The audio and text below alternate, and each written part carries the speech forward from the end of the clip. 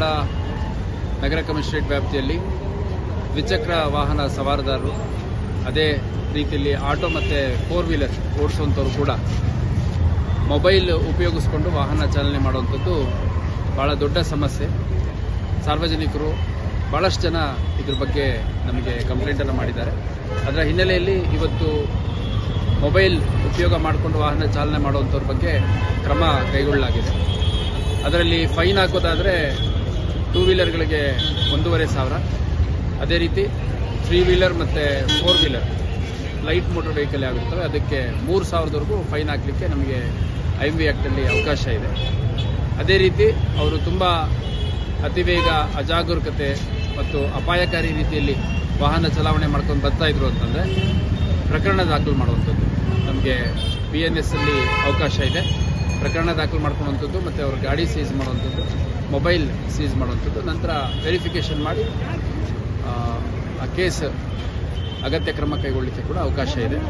Mobile ಚಲಾವಣೆ ಮಾಡಿಕೊಂಡು ಬರುವಂಥ ಸಂದರ್ಭದಲ್ಲಿ ಖುದ್ದು ಅಪಘಾತಕ್ಕೆ ಒಳಗಾಗುವಂಥ ಸಾಧ್ಯತೆ ಇರುತ್ತೆ. ಅದೇ ರೀತಿ ಅಮಾಯಕರು ಯಾರು ರಸ್ತೆಯಲ್ಲಿ ಓಡಾಡ್ತಿರ್ತಾರೆ, ಮುಖ್ಯವಾಗಿ ಮಹಿಳೆಯರು, ಹಿರಿಯ ನಾಗರಿಕರು, ಅವ್ರಿಗೆ ತೊಂದರೆ ಮಾಡಿರುವಂಥ ಸಾಕಷ್ಟು ಪ್ರಕರಣಗಳು ನಾವು ನೋಡಿದ್ದೀವಿ. ಹಾಗಾಗಿ ನಾನು ಎಲ್ರಿಗೂ ಮನವಿ ಮಾಡುವಂಥದ್ದು, ಮೊಬೈಲ್ ಉಪಯೋಗ ಮಾಡುವಂಥದ್ದು ವಾಹನ ಚಲಾಯಿಸುವ ಸಂದರ್ಭದಲ್ಲಿ ಬೇಡ. ಅದೇ ರೀತಿ ಇನ್ನೂ ಹಲವು ನಿಯಮಾವಳಿಗಳೇನಿದ್ದಾವೆ ಅವನ್ನೆಲ್ಲ ಫಾಲೋ ಮಾಡಿ ಅಂತ ನಾನು ಈ ಮೂಲಕ ಹೇಳಲಿಕ್ಕೆ ಇಷ್ಟಪಡ್ತೀನಿ. ಇವತ್ತು ಮುಖ್ಯವಾಗಿ ಮೊಬೈಲ್ ಉಪಯೋಗ ಮಾಡಿಕೊಂಡು ಚಾಲನೆ ಮಾಡುವಂಥವ್ರ ವಿರುದ್ಧ ಅಭಿಯಾನ ಮಾಡ್ತಾ ಇದ್ದೀವಿ. ಸುಮಾರು 3 ಪ್ರತ್ಯೇಕ ಪಾಯಿಂಟ್ಗಳಲ್ಲಿ ಇವತ್ತು ಹುಬ್ಳಿಯಲ್ಲಿ ಮಾಡಲಾಗಿದೆ. ಸುಮಾರು 100ಕ್ಕೂ ಹೆಚ್ಚು ಮೊಬೈಲ್ ಬಳಕೆದಾರರೇನಿದ್ದಾರೆ ವಾಹನ ಚಲಾಯಿಸ್ತಿದ್ದಂಥ ಸಂದರ್ಭದಲ್ಲಿ ಅವ್ರಿಗೊಂದು ಫೋಟೋ ತಗೊಂಡು ಪ್ರಕರಣ ದಾಖಲು ಮಾಡ್ಕೊಂಡಿದ್ದೀವಿ, ಫೈನ್ ಹಾಕಿದ್ದೀವಿ. ಅದೇ ರೀತಿ ಯಾರು ಅತಿವೇಗ, ಅಜಾಗರೂಕತೆ ಮತ್ತು ಅಪಾಯಕಾರಿಯಾಗಿ ಬರ್ತಾ ಇದ್ರು ಅಂತ ಸುಮಾರು 30ಕ್ಕೂ ಹೆಚ್ಚು ಪ್ರಕರಣಗಳು ಈಗಾಗಲೇ ದಾಖಲಾಗಿದೆ. ಇನ್ನೂ ಹೆಚ್ಚು ಪ್ರಕರಣಗಳು ದಾಖಲಾಗುತ್ತೆ. ಇದು 1 ದಿನಕ್ಕೆ 2 ದಿನಕ್ಕೆ ಇಲ್ಲಲ್ಲ, ನಿರಂತರವಾಗಿ ಇನ್ನು ಮುಂದೆ ನಮ್ಮ DCP crime and traffic Ravish ಅವರ ನೇತೃತ್ವದಲ್ಲಿ ಪ್ರತಿದಿನ ಒಂದೊಂದು ಜಂಕ್ಷನ್ಗಳಲ್ಲಿ, ಇಂಪಾರ್ಟೆಂಟ್ ಏರಿಯಾಗಳಲ್ಲಿ ಮಾಡಲಾಗುತ್ತೆ. ಸರ್, ವಿಶೇಷವಾಗಿ ಶಾಲಾ ಕಾಲೇಜುಗಳಲ್ಲಿ ಅಪ್ರಾಪ್ತರಿಗೆ ಬೈಕ್ ಕೊಟ್ಟು ನಡೀತಿದೆ. ಇದರ ಬಗ್ಗೆ ಏನು ಪೊಲೀಸ್ ಇಲಾಖೆ ಈಗ ನೋಡಿ, ಬಹಳ ಸ್ಪಷ್ಟವಾಗಿ ಅಪ್ರಾಪ್ತರು ವಾಹನ ಚಲಾವಣೆ ಮಾಡಲಿಕ್ಕೆ ಅವಕಾಶ ಇಲ್ಲ. ಅಂಥ ಸಂದರ್ಭದಲ್ಲಿ ಪೋಷಕರಿಗೆ ನಾವು ಫೈನ್ ಹಾಕಲಿಕ್ಕೆ ಮತ್ತು ಪ್ರಕರಣ ದಾಖಲು ಮಾಡಲಿಕ್ಕೆ ಕೂಡ ಅವಕಾಶ ಇದೆ. ಅದನ್ನು ಜಾರಿ ಮಾಡಲಾಗುತ್ತೆ.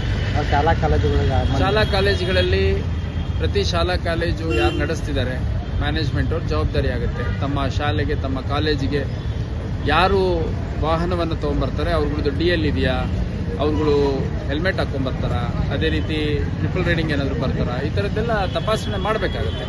ಯಾಕಂದರೆ ಶಾಲಾ ಕಾಲೇಜುಗಳಲ್ಲಿ ಈಗ ಕೆಲವು ಶಾಲಾ ಕಾಲೇಜುಗಳಲ್ಲಿ, ಮುಖ್ಯವಾಗಿ ಕೆಲವು ಪ್ರೊಫೆಷನಲ್ ಡಿಗ್ರಿ ಕಾಲೇಜಸ್ಸಲ್ಲಿ 5-10 ಸಾವಿರದವರೆಗೂ ವಿದ್ಯಾರ್ಥಿಗಳಿರ್ತಾರೆ ಒಂದೇ ಕ್ಯಾಂಪಸ್ಸಲ್ಲಿ. ಅವ್ರು ಯಾವ ರೀತಿ ಬರ್ತಾರೆ, ಯಾವ ರೀತಿ ಓಡಾಡ್ತಾರೆ ಅನ್ನುವಂಥದ್ದನ್ನು ಗಮನಿಸಬೇಕಾಗತ್ತೆ.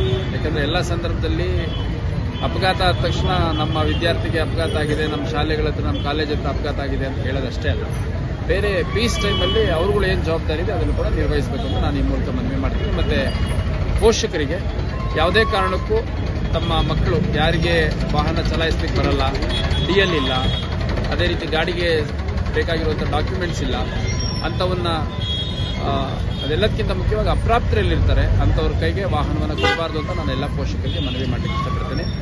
ಮೊಬೈಲ್ ವಿರುದ್ಧದ ನಮ್ಮ ಏನು ಮೊಬೈಲ್ ಉಪಯೋಗ ಮಾಡಿಕೊಂಡು ವಾಹನ ಚಲಾವಣೆ ಮಾಡ್ತಾರೆ ಅದ್ರ ಬಗ್ಗೆ ಭಾಳ ಕಟ್ಟುನಿಟ್ಟಾದ ಕ್ರಮವನ್ನು ಈ ಮುಂದಿನ ದಿನಗಳಲ್ಲಿ ನಾವು ಕೈಗೊಳ್ಳಲಿಕ್ಕೆ ಅಂತಲೇ ಈ ಒಂದು ಡ್ರೈವ್ನ ಪ್ರಾರಂಭ ಮಾಡಿದ್ದೇವೆ.